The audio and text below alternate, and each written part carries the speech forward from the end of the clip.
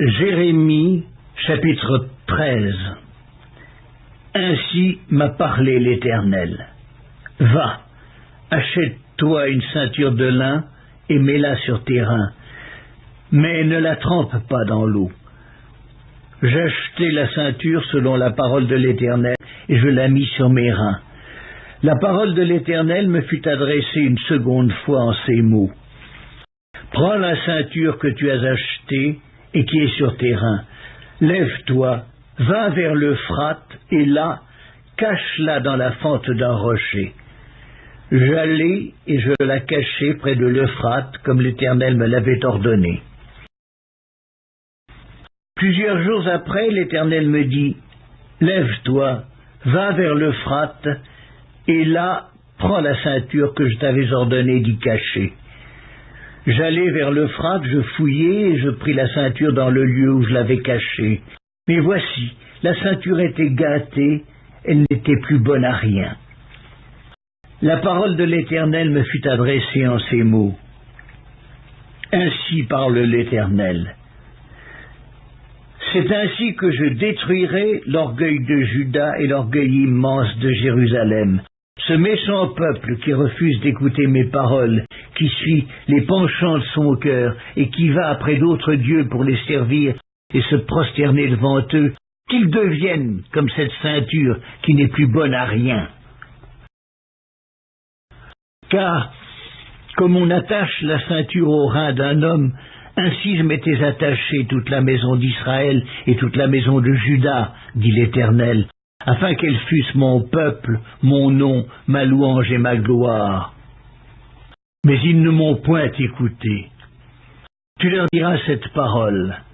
Ainsi parle l'Éternel, le Dieu d'Israël. Tous les vases seront remplis de vin, et ils te diront, ne savons-nous pas que tous les vases seront remplis de vin? Alors dis-leur, ainsi parle l'Éternel. Voici, je remplirai tous les habitants de ce pays, les rois qui sont assis sur le trône de David, les sacrificateurs, les prophètes, et tous les habitants de Jérusalem, je les remplirai d'ivresse, je les briserai les uns contre les autres, les pères et les fils ensemble, dit l'Éternel. Je n'épargnerai pas, je n'aurai point de pitié, point de miséricorde, rien ne m'empêchera de les détruire. Écoutez et prêtez l'oreille, ne soyez point orgueilleux, car l'Éternel parle.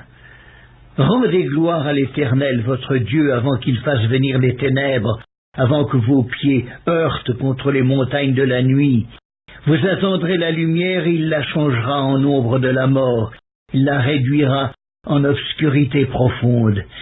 Si vous n'écoutez pas, je pleurerai en secret à cause de votre orgueil. Mes yeux fondront en larmes, parce que le troupeau de l'Éternel sera emmené captif. Dis au roi et à la reine, asseyez-vous à terre, car il est tombé de vos têtes le diadème qui vous servait d'ornement. Les villes du Midi sont fermées, il n'y a personne pour ouvrir. Tout Juda est emmené captif, il est emmené tout entier captif. Lève tes yeux et regarde ceux qui viennent du septentrion.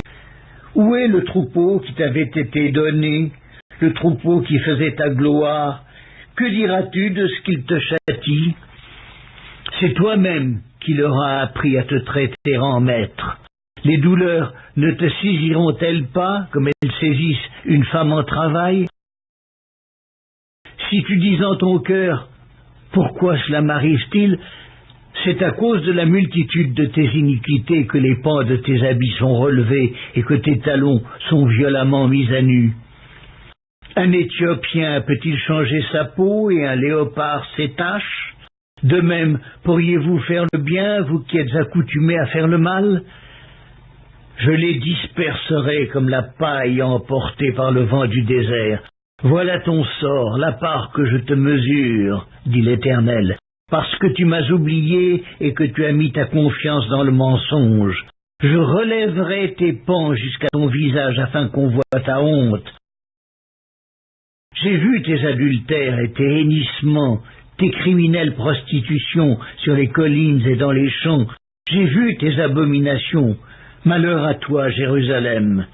Jusque à quand tarderas-tu à te purifier?